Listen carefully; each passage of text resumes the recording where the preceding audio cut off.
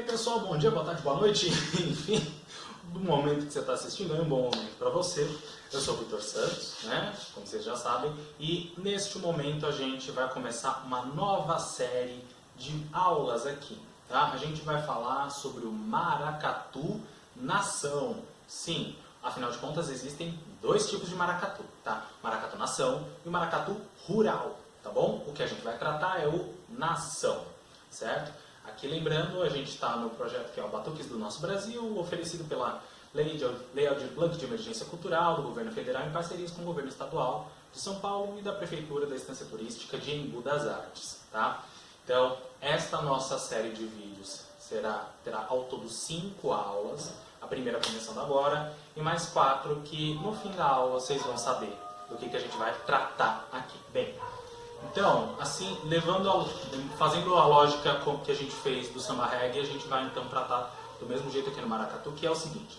Vamos começar a entender como é que esse ritmo apareceu aqui no Brasil e de que maneira ele é tocado, e o que envolve o surgimento deste ritmo. Afinal de contas, o maracatu é um ritmo muito forte, muito marcante, de batidas bastante sincopadas, né? Em breve eu explico um pouquinho melhor o que é isso.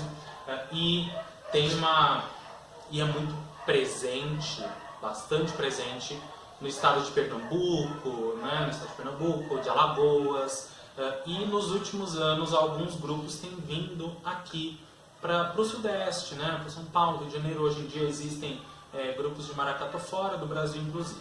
Bem, antes da gente falar do maracatu, precisamos falar de uma figura que tem sua importância no processo da história da escravização de africanos aqui no Brasil.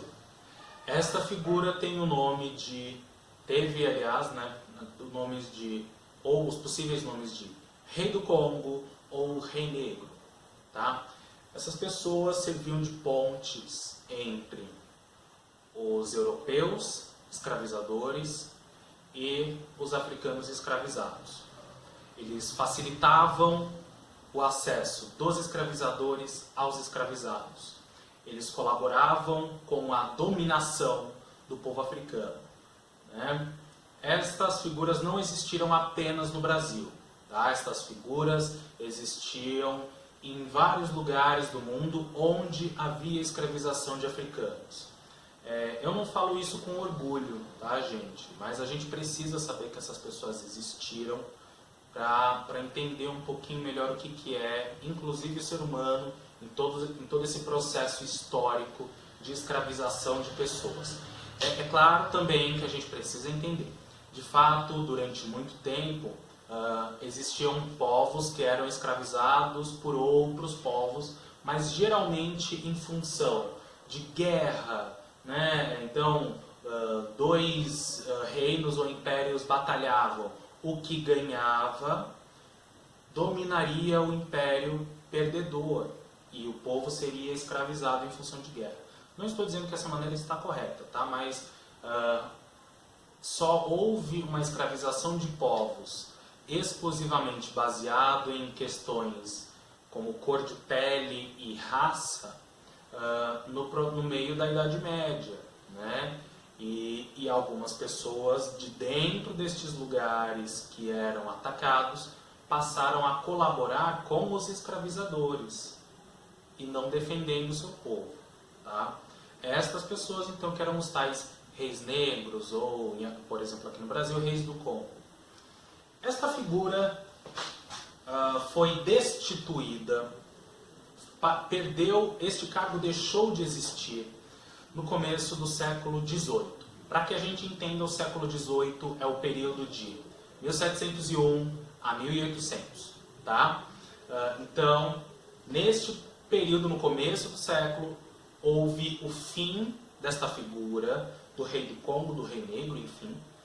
E partindo desse nome, que a despeito de ser complicado, né? no mínimo complicado, controverso, né? Apesar disso, era uma figura com certa importância. O que aconteceu? Os povos que viviam aqui no Brasil de origem Nagô Nagô, para a gente entender, era um reino, né, um povoado africano, que são na realidade os Yorubá Nagô. É um povo Yorubá de história bastante antiga, né? Então esse povo Nagô, na realidade, acabou que aqui no Brasil transformou essa figura, tá? Então antes esse ser que era visto como facilitador da dominação foi transformado.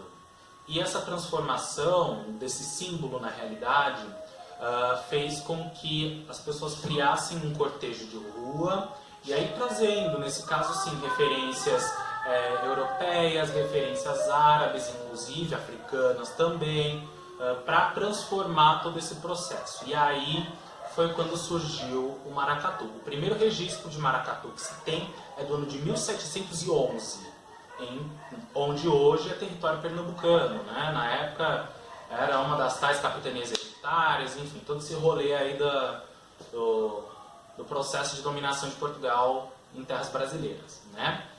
Então, esse processo de transformação e de registro do primeiro maracatu, na realidade era o seguinte: comemorava-se a coroação do rei e da rainha do Congo. Como o povo Yorubá carrega, aliás, ainda hoje, né, ou seus descendentes, que podem estar aqui no Brasil também, carregam uma tradição de culto à natureza, de cultuar a natureza, e cada parte da natureza carrega um nome, que pode ser personificado, pode ser uma pessoa, pode ser, né, de certa maneira, uma pessoa. Então, este rei e esta rainha, na festa de coroação, vão de fato dessa maneira, rei, rainha, com toda a pompa e circunstância dentro de um certo padrão europeu que se tinha na época, né? Mas eles eram também simbolizados como algumas dessas forças da natureza, né? Que são os orixás, Xangô e Oiá, ou Iansã, enfim, tá? Então, maracatu celebra a coroação dessas duas figuras. Então, nesse caso, Xangô e Iansã, ressignificando, transformando esse símbolo do rei do Congo, dos reis do Congo, dos reis negros, né? Que foram tão marcantes, acho que é o termo que dá para eu usar, tão marcantes nesse processo de escravização de africanos, tá? Então, isso foi lá em 1711, o primeiro cortejo de rua. E aí tem uma coisa, que muitos ritmos populares que são tocados na rua, nessa coisa de desfiles, né, de marcha, que saem andando em cortejos na rua, são baseados no processo de marchas militares europeias. Eu ia falar marcha europeu, não, marchas militares europeias. Né? Então tem uma estrutura com instrumentos de som grave,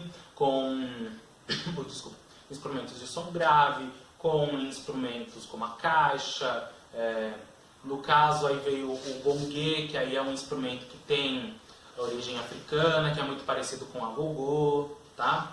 Então, isso lá em 1711 já vinha um cortejo que contava essa história, né? Na realidade, maracatu não é apenas o ritmo. Eu vou falar com vocês aqui exclusivamente do ritmo, mas o maracatu não se baseia apenas nisso, tá? Então, é um cortejo de rua que vem, em primeiro lugar, uma pessoa que é a representação dos antepassados. Essa pessoa carrega uma boneca. Essa boneca pode ser chamada normalmente, né, de calunga. Cada grupo de maracatu, ou nação, né, que é como eles se chamam, tem a sua calunga própria, ou às vezes até mais de uma. Algumas delas têm nome, enfim, tem todo um cuidado, porque afinal de contas são pessoas que representam toda a história deste contexto, toda a origem desse contexto, né? Então, essa é a primeira figura. A pessoa que está manipulando essa boneca vem vestida que nem a boneca e é chamada de Dama do Passo. Nesse caso, o passo está relacionado a palácio, tá? Então é passo com C cedilha, não é o passo de caminhar ou o passo de dança que é com 2 S, tá bem? Então, essa é a primeira figura. E aí, em seguida, vem a representação da corte, né? Então, os vassalos, né? Caso tenha ainda representação de escravos e escravos, às vezes tem representação de índios, de africanos, tem as representações rei, rainha, princesa, príncipe, caso tenha, e aí tem também representações dos orixás, afinal de contas, a origem do maracatu é muito forte, principalmente, aliás, Nagô, é africana, é uma do culto aos orixás, às energias, às forças da natureza. Nesse caso, são personificadas, né? Então, tem pessoas vestidas, cada um como um orixá e tal e coisa, tá? E aí vem os batuqueiros também, e dependendo do grupo, né? Porque são grupos de comunidade, é importante a gente entender isso. Os grupos de maracatu são grupos que vivem em comunidades, então o maracatu movimenta toda essa comunidade. E dependendo do grupo, tem toda esta representação da corte infantil também. Bem, é importante a gente pensar que o maracatu, apesar do ritmo ter uma origem nagô, né, da cultura nagô, o termo maracatu é tupi, tá? Então, a palavra maracatu tem origem americana mesmo, né, do povo tupi, e aí tem uma certa discussão com relação ao nome, porque pode ter vindo a partir de duas fontes que até se parecem um pouquinho, né? Uma é um termo, a junção de dois termos, o primeiro que é marã e o segundo que é catu. Então, marã, catu. Marã seria batida e catu, bonito, bonita, né? Batida bonita.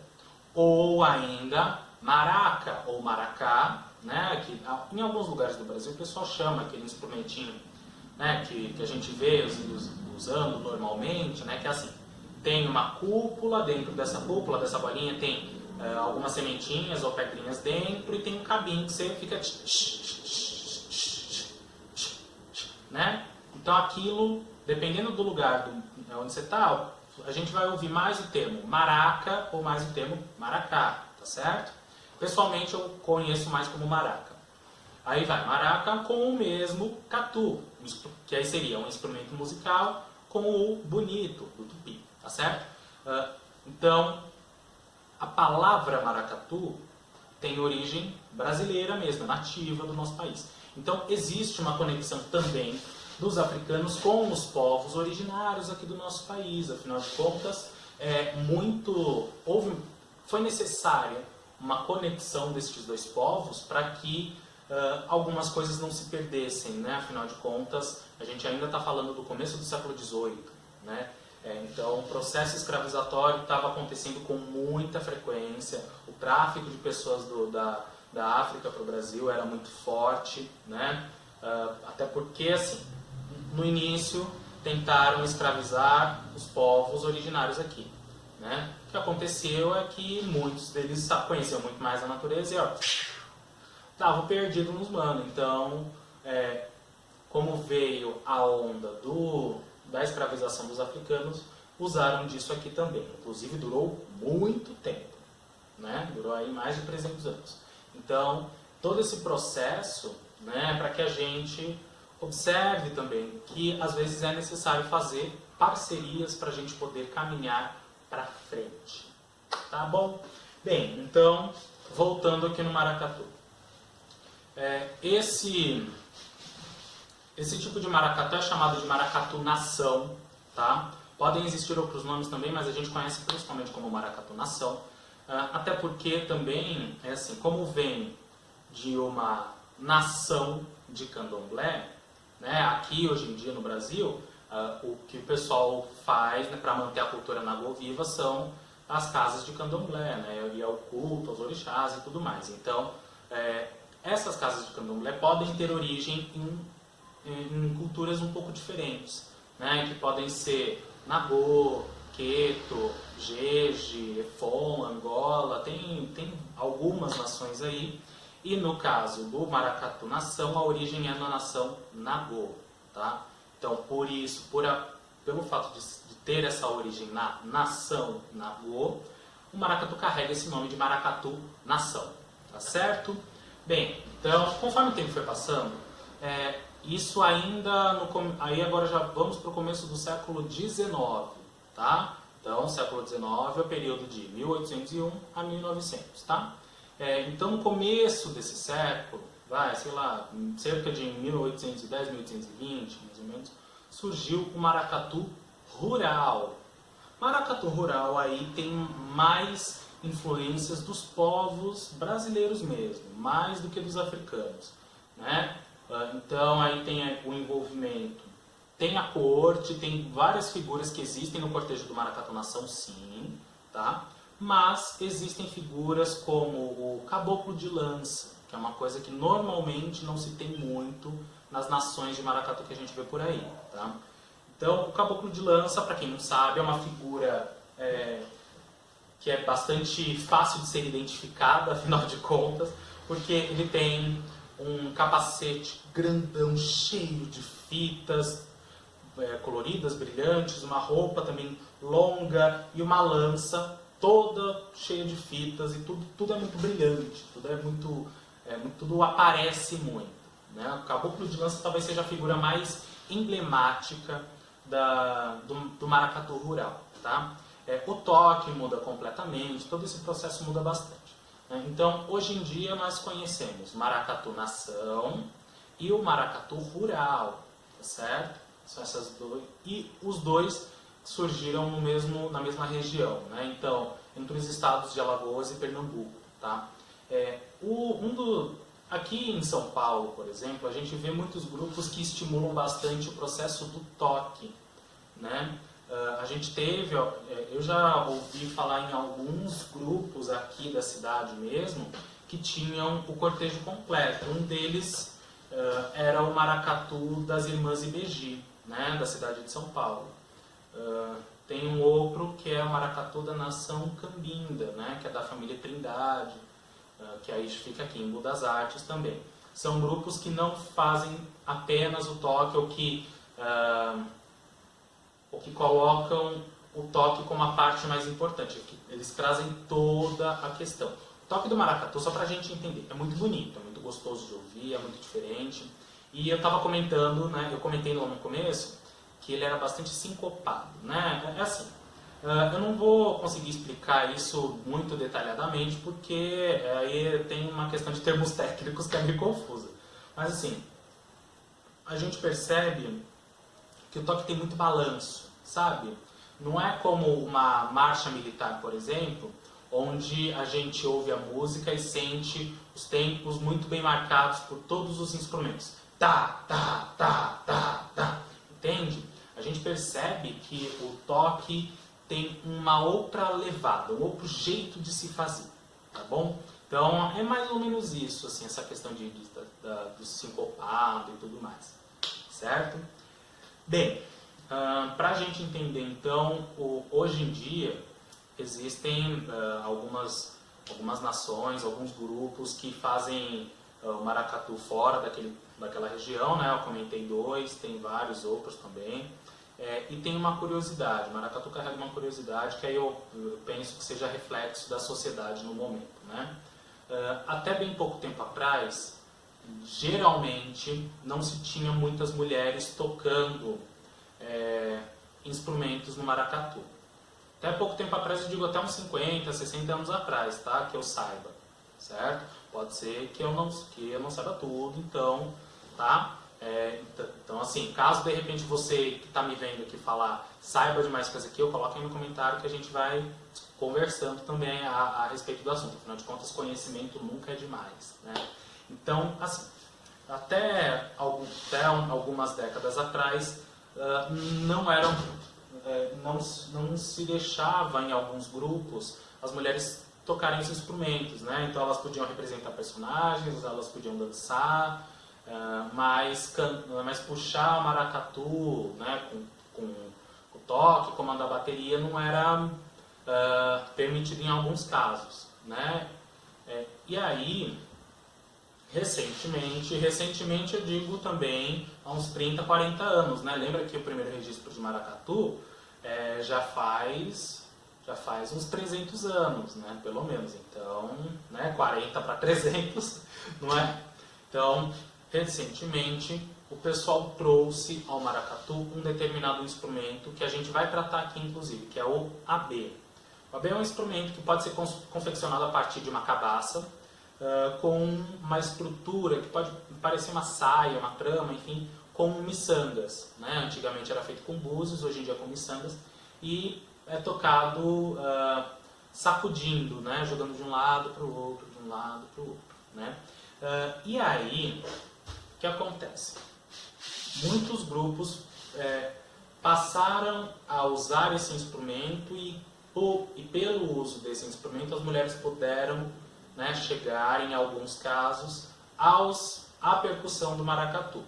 Tá? Então, claro que tem uma coisa também de reflexo do comportamento social diante daquele momento. Então, é muito provável que essa questão de não deixar a mulher tocar instrumento poderia ser uma questão de machismo, né? Que faz parte. Claro que tem coisa que é assim. Se você for pensar em instrumentos muito grandes ou muito pesados, provavelmente a estrutura física feminina aguente menos que a estrutura física masculina. Tá? E isso é uma coisa. Outra coisa é você falar, não pode. Por quê? Porque você é mulher. Aí fica complicado, fica difícil, né? Mas também não vou entrar muito nesse assunto. Então, o jeito que se chegou para fazer com que em alguns grupos mulheres pudessem tocar instrumentos foi a partir do AB. Então, hoje em dia, a gente pode inclusive observar que tem grupos onde o trabalho do AB não é só tocado, inclusive ele é tocado e dançado ao mesmo tempo, e alguns grupos ou nações têm esse hábito de fazer com que o pessoal do AB tenha um trabalho coreográfico, inclusive, junto, além do processo do toque. Tá? O que a gente vai fazer aqui é entender melhor a questão do toque, mais do que tentar dançar muito, fazer muitas evoluções, né? Porque nos grupos o pessoal faz muitas evoluções, envolvem dança dos orixás, afinal de contas o maracatu tem origem nesse culto aos orixás também, tá? Então, aí vamos aos outros instrumentos que podem ter na parte da percussão do maracatu. Então vamos lá. Normalmente a gente vê alfaia. A alfaia será a nossa primeira aula, tá? E a gente vai tratar do toque dela direitinho, até porque esse instrumento a gente tem em casa, bonitinho, né? Então a gente vai entender melhor o toque, vai entender essa coisa do balanço que eu falei, bonitinho, tá? Tem o AB, que eu já citei aqui agora há pouco. Em alguns grupos, em boa parte deles, aliás, tem um instrumento que se chama gongue.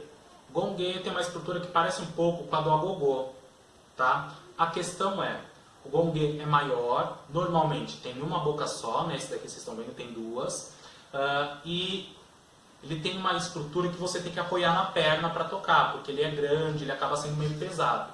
Eu, pessoalmente, não tenho gongue, não tenho acesso a um gongue facilmente, então o que a gente vai fazer? Vamos tocar no agogô, tá certo? Que mais?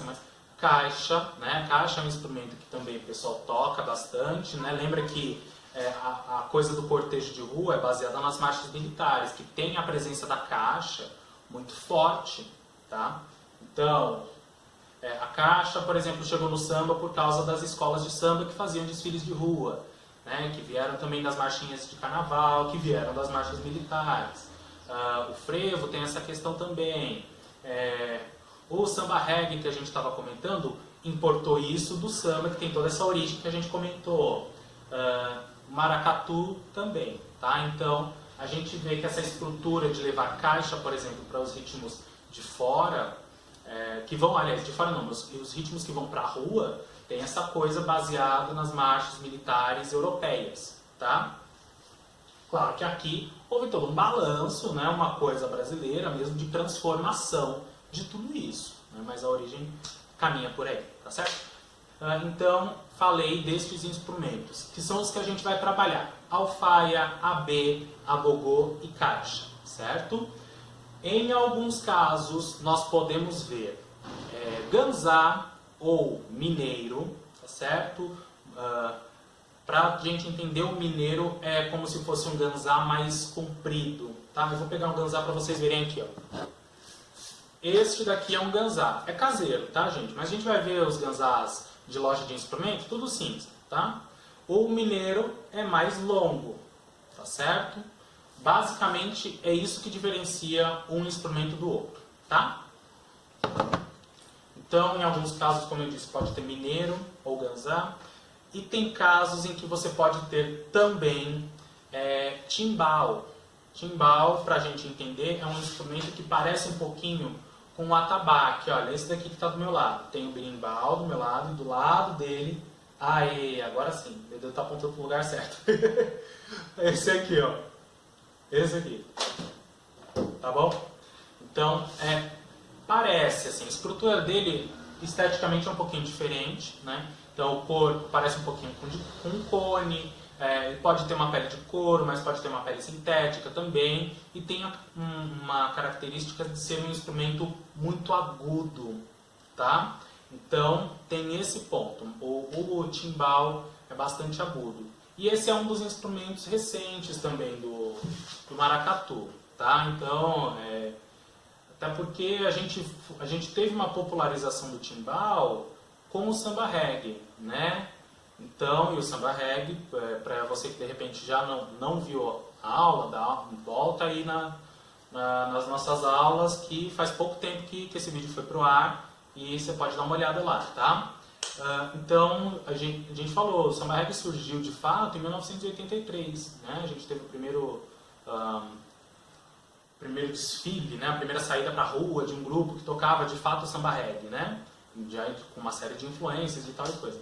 Então, o maracatu também teve o timbal próximo, mas faz pouco tempo. Então, é dos instrumentos recentes.